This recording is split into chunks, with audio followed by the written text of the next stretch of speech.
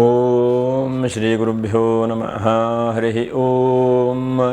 ಓಂ ನಮಃ ಸೂರ್ಯಃ ಪಿತಾಮಹೋ ವ್ಯಾಸಃ ವಸಿಷ್ಠೋ ತ್ರಿಪರಾಶರಃ ಕಶ್ಯಪೋ ನಾರದೋ ಗಾರ್ಗ್ಯಃ ಮರೀಚಿರ್ಮುನಿರಂಗಿರಾಃ ಲೋಮಶಃ ಪೌರುಷಶ್ಚೈವ ಚವನೋ ಜವನೋ ಭೃಗುಃ ಶೌನಕೋಷ್ಟಾದಶಶ್ಚೇತಿ ಜ್ಯೋತಿಷ್ಶಾಸ್ತ್ರಪ್ರವರ್ತಕಾಃ. ನಮೋ ಋಷಿಭ್ಯಃ ನಮೋ ಮಹದ್ಭ್ಯಃ. ಪ್ರಿಯ ವೀಕ್ಷಕರೇ, ಭಗವಂತ ಶುಭನುಂಟು ಮಾಡಲಿ.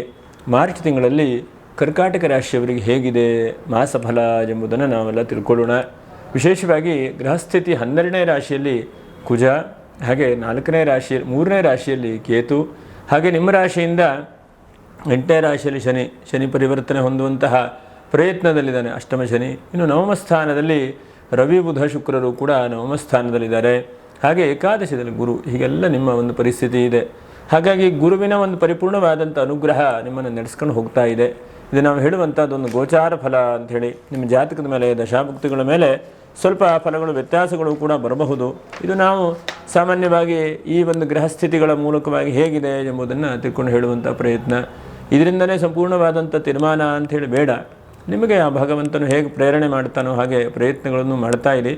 ಇದು ನೀವು ಮಾಡುವಂಥ ಕೆಲಸಕ್ಕೆ ಒಂದು ಪ್ರೇರಣೆ ಅಥವಾ ಸಪೋರ್ಟನ್ನು ಕೊಟ್ಟು ನಿಮಗೆ ಧೈರ್ಯ ತುಂಬುವಂತಹ ಒಂದು ಪ್ರಯತ್ನವನ್ನು ಈ ಮಾಸ ಭವಿಷ್ಯ ಮಾಡುತ್ತದೆ. ನೋಡಿ, ಇದು ಪಾಲ್ಗುಣ ಮಾಸ, ಅಂದರೆ ನಮ್ಮ ಪಂಚಾಂಗದ ಪ್ರಕಾರ ಕೊನೆಯ ತಿಂಗಳು ಅಂತ ಹೇಳ್ತೇವಲ್ಲ, ಹಾಗೆ ಕೊನೆಯ ತಿಂಗಳು ಪಾಲ್ಗುಣ ಮಾಸ. ವಿಶೇಷವಾದಂಥದ್ದು ಅಂತಂದರೆ 10ನೇ ತಾರೀಕಿಗೆ ಸರ್ವೇಶಾಂ ಏಕಾದಶಿ, ಹಾಗೆ 11ನೇ ತಾರೀಕಿಗೆ ಮಹಾಪ್ರದೋಷ, 13ನೇ ತಾರೀಕಿಗೆ ಹೋಳಿ ಹಬ್ಬ, ಹಾಗೆ 14ನೇ ತಾರೀಕಿಗೆ ಸಂಕ್ರಾಂತಿ ಇದೆ, 25ಕ್ಕೆ ಸರ್ವೇಶಾಂ ಏಕಾದಶಿ, 28ಕ್ಕೆ ಮಾಸ ಶಿವರಾತ್ರಿ, ಹಾಗೆ 29ಕ್ಕೆ ಯುಗಾದಿ ಅಮಾವಾಸ್ಯೆ. ಅಂದರೆ ನಮಗೆ 30ನೇ ತಾರೀಕಿಗೆ ನೂತನವಾದಂತಹ ವರ್ಷದ ಆರಂಭ, ಹೊಸವಾದಂತಹ ವರ್ಷ. ಈ ವರ್ಷ ಯಾರ್ಯಾರಿಗೆ ಏನೇನು ಬರ್ತದೆ ಹೇಳುವುದನ್ನು ಕೂಡ ನಾವು ಯುಗಾದಿ ಭವಿಷ್ಯಗಳನ್ನು ಕೂಡ ವಿಡಿಯೋ ಮಾಡಿ ಅಪ್ಲೋಡ್ ಮಾಡೋಣ. ಪುನರಸು ನಕ್ಷತ್ರ 4ನೇ ಪಾದ, ಹಾಗೆ ಪುಷ್ಯ ನಕ್ಷತ್ರ 1, 2, 3 4ನೇ ಪಾದ, ಆಶ್ಲೇಷ ನಕ್ಷತ್ರ 1ರಿಂದ 4 ಪಾದ. ಇದು ಕರ್ಕಾಟಕ ರಾಶಿಗೆ ಬರುತ್ತೆ. ನೀವು ವಿಡಿಯೋ ಮುಗಿಯವರೆಗೂ ಕೂಡ ನೀವು ನೋಡ್ತಾ ಇರಿ. ಏನಪ್ಪ ವಿಶೇಷವಾದಂತಹ ನಕ್ಷತ್ರ ಪರಿಹಾರಗಳು ಎಂಬುದನ್ನು ಕೂಡ ತಿಳ್ಕೊಳ್ಳುವಂಥ ಒಂದು ಪ್ರಯತ್ನ ಮಾಡೋಣ. ಈ ತಿಂಗಳಲ್ಲಿ ನಿಮ್ಗೆ ಪೂಜೆ ಪುನಸ್ಕಾರವನ್ನು ಮಾಡಬೇಕು ಅಂತಂದರೆ 9ನೇ ತಾರೀಕೊಂದು ಬಹಳ ಪ್ರಶಸ್ತವಾಗಿದೆ ಅಂತ ಹೇಳಬೇಕು. 17ನೇ ತಾರೀಕು ಕೂಡ ಪ್ರಶಸ್ತವಾಗಿದೆ. ಇನ್ನು 24ನೇ ತಾರೀಕು ಏನಾದರೂ ಪೂಜೆ ಪುನಸ್ಕಾರಗಳನ್ನು ಮಾಡಿಕೊಡಿ. ಕರ್ಕಾಟಕ ರಾಶಿಯವರಿಗೆ ಹೇಗಾಗಿದೆಯಪ್ಪ ಅಂತಂದರೆ, ಜೀವನದಲ್ಲಿ ಒಂದು ಹಂತಕ್ಕೆ ದಾರಿ ಹೇಳುವಂಥದ್ದೇನೋ ಕಾಣ್ತಾ ಇದೆ ನಿಮಗೆ ಒಂದು ಹಂತಕ್ಕೆ. ಯಾಕಂದರೆ ನೋಡಿ, ಭಾಗ್ಯದಲ್ಲಿ ರವಿ ಬುಧ ಶುಕ್ರ ರಾಹು ಚತುರ್ಗ್ರಹರ ಯೋಗ ಭಾಗ್ಯದಲ್ಲಿ. ಹಾಗೆಯೇ 11ನೇ ರಾಶಿಯಲ್ಲಿ ಗುರು ಕೂಡ ವಕ್ರವಾದಲ್ಲ, ಗುರು ಮುಗಿದೋಯ್ತು. ಗುರು ಈಗ ಸದ್ಯಕ್ಕೆ ಅವನು ವೃಷಭ ರಾಶಿಯಲ್ಲಿ ಗಟ್ಟಿಯಾಗಿ ಗುರು ಕೂತಿದ್ದಾನೆ ಅಲ್ವಾ. ಹಾಗಾಗಿ ನಿಮಗೆ ಆ ಭಗವಂತನ ಪ್ರೇರಣೆಯಿಂದ ಒಂದಂಥ ಕಷ್ಟ ನಷ್ಟಗಳು ಬರ್ತಾ ಇದ್ದರೂ ಕೂಡ ಅದಕ್ಕೆ ಜಗದನೇ ನೀವು ಹಾಗೆ ಮುಂದೆ ಹೋಗ್ತಾ ಇದ್ದೀರಿ. ಅಂದರೆ ದೋಣಿ ಸಾಗಲಿ ಮುಂದೆ ಹೋಗಲಿ, ಆ ದೋಣಿ ಮುಂದೆ ಮುಂದೆ ಮುಂದೆ ಹೋಗ್ತಾ ಇದೆ ಜೀವನದಲ್ಲಿ ನಿಮಗೆ. ಅದೊಂದು ಬಹಳ ಮುಖ್ಯವಾದಂಥದ್ದು. ಇಷ್ಟು ದಿವಸ ನಾವು ನೋಡ್ತಾ ಇದ್ದ ಹಾಗೆ ಯಾವುದೋ ಕಾನೂನಿನ ತೊಡಕುಗಳು ಅಥವಾ ಯಾವುದೋ ಒಂದು ರೀತಿಯಾದಂತಹ ಆತಂಕವೋ, ಮನಸ್ಸಿಗೆ ಚಿಂತೆಯೋ, ಹೀಗೆಲ್ಲ ಬಹಳ ಬಹಳ ರೀತಿಯಾಗಿತ್ತು. ಅದೆಲ್ಲ ಒಂದು ಹಂತಕ್ಕೆ ಬೆಳಕಾಗಿದೆ. ಜೀವನದಲ್ಲಿ ಇನ್ನೂ ಹೆಚ್ಚಿನದಾದಂತಹ ಲಾಭಾಂಶಗಳ ಕಡೆಗೆ ಹೋಗ್ತಾ ಇದೆ ಅಂತೇಳಿ ಹೇಳಬಹುದು. ನೋಡೋಣ, ಏನಾದರೂ ಈ ತಿಂಗಳಲ್ಲಿ, ಕೊನೆಯ ತಿಂಗಳಲ್ಲಿ ಏನಾದರೂ ಅನುಕೂಲವಾಗ್ತದೆಯಾ ಅಂತಂದರೆ, ಒಂದನೇದಾಗಿ ನಿಮಗೆ ನೋಡಿ, ರವಿ ಬುಧನಿಂದ ಅನುಕೂಲ. ಇದೇನಾಗ್ಬೋದು, ವಿದ್ಯಾರ್ಥಿಗಳಿಗೆ ಬಹಳ ಉತ್ತಮವಾದಂಥ ಅವಕಾಶಗಳಿದೆ. ನೀವೇನೋ ಓದಬೇಕು, ಏನೋ ಎಕ್ಸಾಮಲ್ಲಿ ಚೆನ್ನಾಗಿ ಮಾರ್ಕ್ಸ್ ತೆಗೆದುಕೊಳ್ಬೇಕು ಅಂತಂದರೆ ಪೂರಕವಾದಂತಹ ಒಳ್ಳೆ ಕೋಚಿಂಗ್ ಮಾಡೋರು ಸಿಗ್ತಾರೆ. ಅಥವಾ ಏನೋ ಆಟ ಆಡ್ಲಿಕ್ಕೆ ಹೋಗಬೇಕು, ನಿಮಗೆ ನಾನು ಸಾಧನೆ ಮಾಡಬೇಕು ಅಂತಂದರೆ ಅದಕ್ಕೆ ಪೂರಕವಾದಂತಹ ವ್ಯಕ್ತಿಗಳು ಸಿಗ್ತಾರೆ ನಿಮಗೆ ಈ ತಿಂಗಳಲ್ಲಿ. ಅದು ಬಹಳ ಒಳ್ಳೆಯದಾದಂಥದ್ದು. ನೋಡಿ, ಓದುವಂತಹ ವ್ಯಕ್ತಿಗಳ ಜೊತೆಗಿದ್ದರೆ ಓದ್ತಾರಂತೆ, ಆಡುವಂತಹ ವ್ಯಕ್ತಿಗಳ ಜೊತೆಗಿದ್ದರೆ ಆಡ್ತಾರಂತೆ. ಹಾಗೆ ನಮ್ಮ ಪರಿಸರ, ನಮ್ಮ ಜೊತೆಗಿರುವಂತಹ ವ್ಯಕ್ತಿಗಳು ನಮ್ಮ ಮೇಲೆ ಬಹಳ ಇನ್ಫ್ಲುಯೆನ್ಸ್ ಮಾಡ್ತಾರೆ. ನಿಮ್ಮ ಜೀವನದಲ್ಲಿ ನೋಡಿ, ನೀವು ಯಾವ ತರಹ ವ್ಯಕ್ತಿಗಳ ಜೊತೆಗೆ ಜಾಸ್ತಿ ಸವಾಸ ಮಾಡ್ತಾ ಹೋಗ್ತೀರೋ ಆ ತರಹ ನಿಮ್ಮ ಮನಸ್ಸು ಕೂಡ ಬಹಳ ಸೂಕ್ಷ್ಮವಾಗಿ ಆ ಥರ ಪರಿವರ್ತನೆ ಆಗ್ತಾ ಹೋಗ್ತದೆ. ಹಾಗಾಗಿ ವಿದ್ಯಾರ್ಥಿಗಳ ಜೀವನಕ್ಕೆ ಈ ತಿಂಗಳಲ್ಲಿ ಬಹಳ ಶುಭ ಅಂತೇಳಿ ಹೇಳಬಹುದು. ಮನಸ್ಸು ಬಹಳ ದೃಢವಾಗಿದೆ. ಪ್ರಯತ್ನ ಮಾಡ್ತಾ ಇರಿ. ಒಳ್ಳೆಯ ವಿದ್ಯಾಭ್ಯಾಸ ಅಭಿವೃದ್ಧಿ ಆಗೋದು, ಒಳ್ಳೆ ರೀತಿಯಾದಂಥ ಬೆಳವಣಿಗೆ ಬರುವಂಥ ಸಾಧ್ಯತೆಗಳಿದ್ದಾವೆ.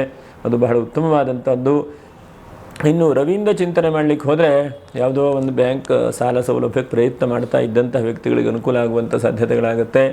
ಮತ್ತು ಗೌರ್ಮೆಂಟಿಂದ ಯಾವುದೋ ಟೇಕ್ ಓವರ್ ಆಗಿ ಲೋನ್ ತೆಗೆದುಕೊಳ್ಬೇಕು, ಯಾವುದೋ ಸಬ್ಸಿಡಿ ಸಿಗುತ್ತೆ, ಯಾವುದೋ ಕೃಷಿ ಸಾಲ ತೆಗೆದುಕೊಳ್ಬೇಕು, ಇಂತಹ ವ್ಯಕ್ತಿಗಳಿಗೆ ಸ್ವಲ್ಪ ಈ ತಿಂಗಳಲ್ಲಿ ಅನುಕೂಲವಾಗ್ತದೆ. ಯಾಕಂದರೆ ನಮ್ಮ ಪಂಚಾಂಗದ ಪ್ರಕಾರ ವರ್ಷಾಂತ್ಯ ಅಂತ ಅಂದ್ಕೊಂಡ್ರೂ ಕೂಡ ನಿಮಗೆ ಒಂದು ಹಂತಕ್ಕೆ ಈ ರವಿಯಿಂದ ಯಾವುದೋ ಒಂದು ನೂತನವಾಗಿ ಸೌಲಭ್ಯಗಳು ಸಿಗುವಂಥ ಸಾಧ್ಯತೆಗಳಾಗುತ್ತೆ. ಇದು ಬಹಳ ಉತ್ತಮವಾದಂಥದ್ದು.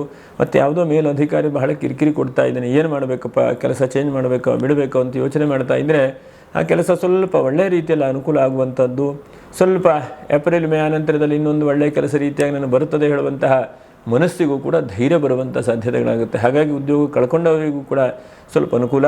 ಮತ್ತು ಯಾವ ಉದ್ಯೋಗ ಮಾಡ್ತಾ ಇದ್ರೂ ಅವರಿಗಲ್ಲೇ ಏನೋ ಒಂದು ಪ್ರಮೋಷನ್ ಆಗುವಂಥದ್ದು, ಅಲ್ಲೇ ಸ್ವಲ್ಪ ಮುಂದೆ ದಾರಿ ಎಳ್ಕೊಂಡು ಹೋಗುವಂಥ ಅನುಕೂಲ ಆಗುತ್ತೆ. ಅದು ಒಳ್ಳೆಯ ರೀತಿಯಾದಂಥದ್ದು. ಇನ್ನು ಶುಕ್ರನಿಂದ ಚಿಂತನೆ ಮಾಡುವಂಥದ್ದು, ಮನೆಯಲ್ಲಿ ಏನೋ ಒಂದು ಮಂಗಲ ಕಾರ್ಯಗಳನ್ನು ಇಡುವಂಥದ್ದು. ಯಾಕಂದರೆ ಶುಕ್ರನೂ ಅನುಕೂಲವನ್ನು ಕೊಡ್ತಾ ಇದ್ದಾನೆ, ಗುರುವು ಕೂಡ ಅನುಕೂಲವನ್ನು ಕೊಡ್ತಾ ಇದ್ದಾನೆ. ಬಹಳ ಒಳ್ಳೆಯದಾದಂಥದ್ದು. ಸ್ವಲ್ಪ ನಿಧಾನವಾಗಾದರೂ ಕೂಡ ನಿಮ್ಗೆ ಒಳ್ಳೆ ರೀತಿಯಾಗಿ ಶನೈಶ್ಚರ ಕೊಡ್ತಾನೆ ನಿಮಗೆ. ಈಗ ನಿಧಾನ ಆಗ್ತಾ ಇದೆ, ನಿಮ್ಗೆ ಒಂದು ದಿವಸ ಆಗೋದು 1 ತಿಂಗಳಾಗುತ್ತೆ, 1 ತಿಂಗಳಾಗೋದು 1 ವರ್ಷ ಆಗುತ್ತೆ, ಹೀಗೆ ತುಂಬ ಎಳಿತಾ ಇದೆ. ಯಾವುದೂ ಕೂಡ ಕ್ಷಣಕ್ಕೆ ಬಗೆಹರಿಯುವುದಿಲ್ಲ, ಕ್ಷಣಕ್ಕೆ ಆಗತ್ತೆ ಅಂತ ನೋಡಿ. ಈ ಕರ್ಕಾಟಕ ರಾಶಿಯವರಿಗೆ ಒಂದು 8-10 ಸಮಸ್ಯೆಗಳನ್ನು ನಾವು ಜಾತಕ ನೋಡಿದಾಗ ಗೊತ್ತಾಗುವಂಥದ್ದು. ಒಂದನೇದಾಗಿ ಏನೋ ಭೂಮಿ ವ್ಯಾಪಾರ ವ್ಯವಹಾರದಲ್ಲಿ ಸಂಪೂರ್ಣವಾದಂಥ ಒಂದು ತೀರ್ಮಾನ ನಿಮ್ಮ ಕಡೆ ಅನುಕೂಲವಾಗಿ ಬರಲಿಲ್ಲ. ಹಾಗಾಗಿ ಸುಮಾರು ಬಂದಿದೆ ಅಂತೇಳಿ ನೀವು ಧೈರ್ಯದಿಂದ ಇದ್ದೀರಿ. ಆ ಧೈರ್ಯ ಬಿಡಬೇಡಿ, ಖಂಡಿತವಾಗೂ ನಿಮಗೆ ಆಗುತ್ತೆ. ಇನ್ನು ಕೋರ್ಟು ಕಚೇರಿಯಲ್ಲಿ ಒಂದು ಹಂತಕ್ಕೆ ವ್ಯಾಜ್ಯಗಳೆಲ್ಲ ಮುಗಿದಿದೆ, ಈಗ ಸಣ್ಣ ಕೋರ್ಟೆಲ್ಲ ಮುಗಿದಿದೆ, ಮೇಲೆ ಕಡೆ ಕೋರ್ಟಿಗೆ ಹೋಗುವಂಥ ಸಾಧ್ಯತೆಗಳಿರ್ತದೆ. ಹಾಗಾಗಿ ನೀವು ಮರೆಯುವಂಥದ್ದಲ್ಲ, ನಿಮ್ಮ ಮನಸ್ಸನ್ನು ಮೈಯನ್ನು ಮರೆಯುವಂಥದ್ದಲ್ಲ, ಅದ್ರ ಬಗ್ಗೆ ತುಂಬ ಜಾಗೃತಿ ವಹಿಸ್ಕೊಳ್ಬೇಕು. ಹಾಗೆ ಮೂರನೇದಾಗಿ ಆರ್ಥಿಕವಾಗಿ ನಿಮ್ಮ ಅಭಿವೃದ್ಧಿ ಆಗ್ತಾ ಇದೆ. ಒಂದಂತಕ್ಕೆ ಶೇರ್ ಮಾರ್ಕೆಟ್ ಆಗಿ ನೀವು ಬರುತ್ತೆ ಹೋಗುತ್ತೆ, ಆದರೆ ಅದು ಸ್ಥಿರವಾಗಿ ನಿಲ್ಲುವಂತಹ ಪ್ರಯತ್ನ ಆಗುವವರೆಗೂ ಕೂಡ ನಿಮ್ಮ ಪ್ರಯತ್ನ ಮರಳಿ ಯತ್ನ ಮಾಡುವ ಅಂಥೇಳಿ ಅದನ್ನು ಮಾಡ್ತಾನೇ ಇರಬೇಕು, ಅದನ್ನು ನಿಲ್ಲಿಸಬಾರ್ದು. ಹಾಗೆ 4ನೇದಾಗಿ ಬಹಳ ಮುಖ್ಯವಾಗಿ ಗಮನಿಸುವಂಥದ್ದು, ಜೀವನದಲ್ಲಿ ಒಂದಂತಕ್ಕೆ ಯಾರಿಗೆ ಯಾವುದೂ ಶಾಶ್ವತ ಅಲ್ಲ ಅಂಥೇಳಿ ನಿಮ್ಗೆ ಗೊತ್ತಾಗಿದೆ. ಯಾಕಂದರೆ ಕಷ್ಟ ಬಂದು ಹಾಗಿದ್ದಾಗೂ ಕೂಡ ಕೆಲವೊಂದನ್ನು ಜಾಸ್ತಿ ಹಚ್ಕೊಂಡು ಪ್ರೀತಿ ಮಾಡ್ತಾ ಇದ್ದೀರಿ. ಅದನ್ನೆಲ್ಲ ಸ್ವಲ್ಪ ಎಷ್ಟಕ್ಕೆ ಬೇಕೋ ಅಷ್ಟಕ್ಕೆ ಪ್ರಯತ್ನವನ್ನು ಮಾಡಿ ನಿಮ್ಮ ಸಾಧನೆಗಳ ಬಗ್ಗೆ ಜಾಸ್ತಿ ಫೋಕಸನ್ನು ಕೊಡ್ತಾ ಹೋಗಿ. ಆ ಕಡೆ ಈ ಕಡೆ ಮನಸ್ಸೆಲ್ಲೆಲ್ಲೋ ಓಡ್ತಾ ಇದೆ, ಅದನ್ನು ಕಂಟ್ರೋಲ್ ಮಾಡಿದಿರಿ, ಇನ್ನೂ ಜಾಸ್ತಿ ಕಂಟ್ರೋಲ್ ಮಾಡಿ.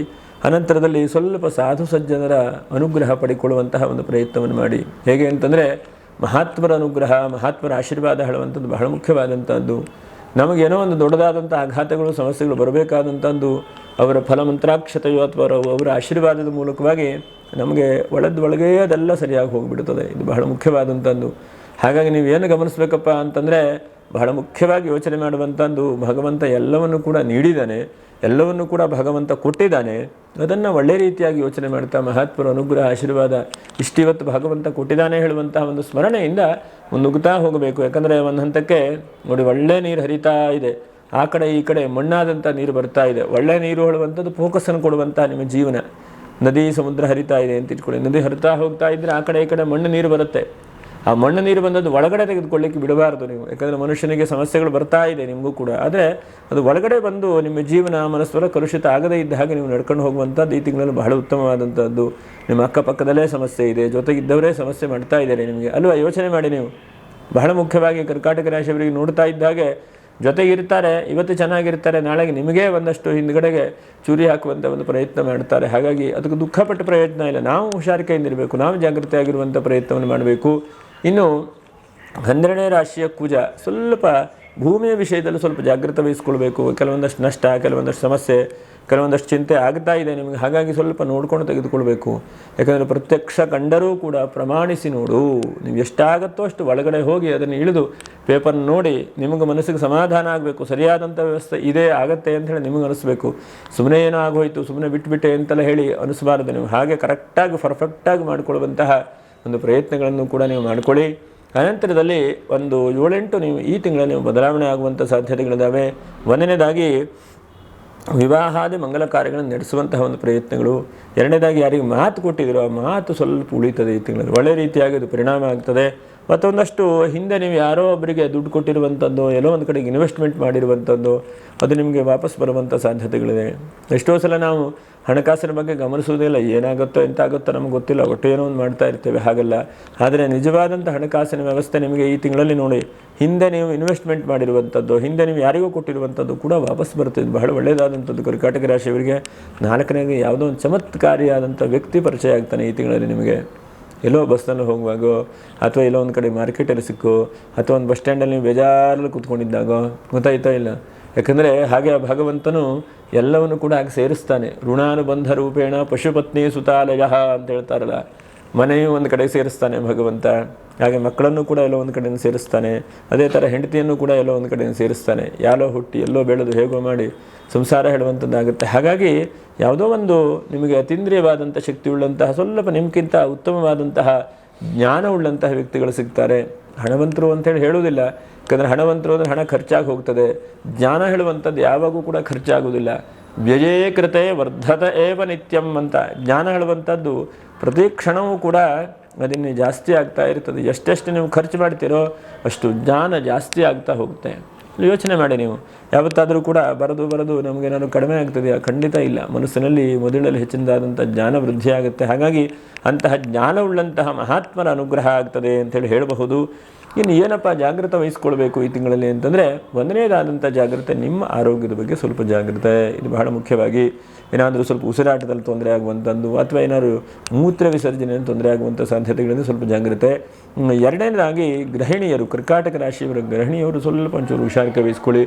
ಏನೋ ಚಿಂತೆ, ಟೆನ್ಷನ್ನು, ಏನೋ ಒಂದು ಸಿಟ್ಟು, ಕೋಪದಲ್ಲಿ ಏನೋ ಒಂದು ಮಾಡ್ಕೊಂಡ್ಬಿಡ್ತೀರ, ತೊಂದರೆ ಆಗಿಬಿಡುತ್ತೆ. ಹಾಗಾಗಿ ಅದು ಆಗಬಾರ್ದು. ಮೂರನೇದಾಗಿ ಈ ತಿಂಗಳಲ್ಲಿ ಇನ್ನೊಬ್ಬರಿಗೆ ಹಣ ಕೊಟ್ಟಂತಹ ಹಣ ಸ್ವಲ್ಪ ಕೊಟ್ಟವನು ಕೊಡಂಗೆ ಆಗ್ತಾನೆ. ಹಾಗೆ ಈ ತಿಂಗಳಲ್ಲಿ ಕೊಡೋದು ಬೇಡ. ಹಿಂದೆ ಹಣ ಕೊಟ್ಟಂಥ ಹಣ ಬರುತ್ತೆ ಅಂತಂದು ಬಿಟ್ಟರೆ ಈ ತಿಂಗಳಲ್ಲಿ ನೀವು ಕೊಡ್ಲಿಕ್ಕೆ ಹೋಗುವಂಥದ್ದು ಬೇಡ. ಈ ತಿಂಗಳಲ್ಲಿ ಸ್ವಲ್ಪ ಎಷ್ಟಿದೆಯೋ ಅಷ್ಟು ಉಳಿಸ್ಕೊಳ್ಳುವಂಥ ಪ್ರಯತ್ನವನ್ನು ಮಾಡಿ. ಹಿಂದೆ ಇದ್ದದ್ದು ಬರುತ್ತೆ ಅಂತ ಹೇಳಿದೆ, ಬಂದದ್ದು ಉಳ್ಕೊಂಡು ಹೋಗುವಂಥ ಪ್ರಯತ್ನ ಮಾಡಿ. ಈ ತಿಂಗಳಲ್ಲೂ ಕೊಡುವಂಥ ಪ್ರಯತ್ನ ಬೇಡ ನಿಮ್ಮದು. ಮತ್ತು ಫೈನಾನ್ಸ್ ಮಾಡುವಂತಹ ವ್ಯಕ್ತಿಗಳಿದ್ದರೆ ಅಥವಾ ಷೇರು ಮಾರುಕಟ್ಟೆಯಲ್ಲಿ ಏನಾದರೂ ವ್ಯವಹಾರ ಮಾಡೋರಿದ್ದರೆ ಈ ತಿಂಗಳು ಸ್ವಲ್ಪ ಜಾಗ್ರತೆ ವಹಿಸ್ಕೊಂಡೇ ಇರಬೇಕು. ಯಾಕಂದರೆ ಅಷ್ಟೊಂದು ಶುಭ ಆಗುವಂಗೆ ಕಾಣಿಸೋದಿಲ್ಲ. ಇನ್ನು ಐದನೇದಾಗಿ ನಿಮ್ಗೆ ಹೆಚ್ಚಿನದಾದಂಥ ಲಾಭಾಂಶಗಳನ್ನು ಭಗವಂತ ನೀಡ್ತಾ ಇದ್ದಾನೆ. ಆದರೂ ಕೂಡ ಸ್ವಲ್ಪ ವಾಹನದ ವಿಷಯದಲ್ಲಿ ಸ್ವಲ್ಪ ಜಾಗ್ರತೆ ವಹಿಸ್ಕೊಳ್ಬೇಕು. ಇದಿಷ್ಟು ಜಾಗ್ರತೆ ವಹಿಸ್ಕೊಳ್ಳಿ. ಮಿಕ್ಕಿರುವಂಥದ್ದೆಲ್ಲ ಭಗವಂತ ನಡೆಸ್ತಾನೆ. ಅನುಕೂಲತೆಗಳು ನಿಮಗೆಲ್ಲ ಆಗ್ತಾ ಬರ್ತಾ ಇದೆ. ನಕ್ಷತ್ರ ಪರಿಹಾರಗಳು ಏನಪ್ಪ ಅಂತಂದರೆ, ಒಂದನೇ ನಕ್ಷತ್ರ ಪರಿಹಾರ ಪುನರ್ವಸು ನಕ್ಷತ್ರ 4ನೇ ಪಾದ. ನೀವು ಎಷ್ಟು ಸಾಧ್ಯ ಆಗುತ್ತೋ ಅಷ್ಟು ಈ ತಿಂಗಳಲ್ಲಿ ನೀವು ಆ ಭಗವಂತನನ್ನು ವಿಶೇಷವಾಗಿ ಲಕ್ಷ್ಮೀ ವೆಂಕಟೇಶ್ವರ ದೇವರನ್ನು ಆರಾಧನೆ ಮಾಡಿ, ತುಳಸಿ ಅರ್ಚನೆ ಮಾಡುವಂಥದ್ದು, ವೆಂಕಟರಮಣ ಅಷ್ಟೋತ್ತರ ಶತನಾಮ ಹೇಳುವಂಥದ್ದು, ಅಥವಾ ಸತ್ಯನಾರಾಯಣ ಸ್ವಾಮಿ ಪೂಜೆ ಎಲ್ಲಾದರೂ ನಡೀತದೆ ಅಂತಂದರೆ ಅಂತಹದ್ದಕ್ಕೆ ಹೋಗಿ ಪಾಲ್ಗೊಳ್ಳುವಂತಹದ್ದು. ನೋಡಿ, 14ನೇ ತಾರೀಕಿಗೆ ಹುಣ್ಣಿಮೆ ಇದೆ. ಹಾಗಾಗಿ ಆ ದಿವಸ ಏನಾದರೂ ಸತ್ಯನಾರಾಯಣ ಸ್ವಾಮಿ ಪೂಜೆ ಮಾಡ್ತಾ ಇದ್ದಾರೆ ಅಂತಂದರೆ ನೀವು ಹೋಗೋದು, ಅದನ್ನು ಭಾಗವಹಿಸುವಂಥದ್ದು ಏನಾದರೂ ಒಂದು ಮಾಡಿಕೊಳ್ಳಿ. 13, 14 ಎರಡೂ ಕೂಡ ಮಾಡಬಹುದು. 14, 13 ಎರಡೂ ಕೂಡ ಹುಣ್ಣಿಮೆ ಇದೆ.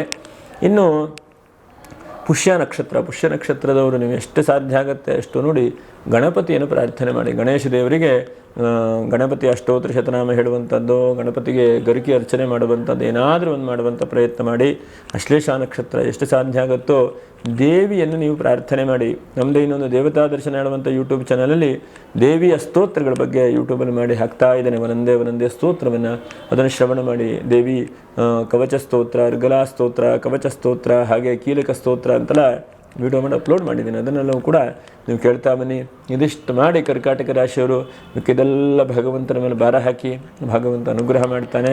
ಯಾರು ಸಬ್ಸ್ಕ್ರೈಬ್ ಮಾಡಿಲ್ಲ ಅಂತವರು ಸಬ್ಸ್ಕ್ರೈಬ್ ಮಾಡಿ, ಒಂದು ಲೈಕನ್ನು ಮಾಡಿ, ಶೇರನ್ನು ಮಾಡಿ ಅಂತ ಹೇಳ್ತಾ ಮುಂದಿನ ವಿಡಿಯೋದಲ್ಲಿ ಭೇಟಿ ಮಾಡೋಣ. ನಮಸ್ಕಾರ. ಲೋಕ ಸಮಸ್ತ ಸುಖಿನೋ ಭವಂತು. ನಮಸ್ಕಾರ.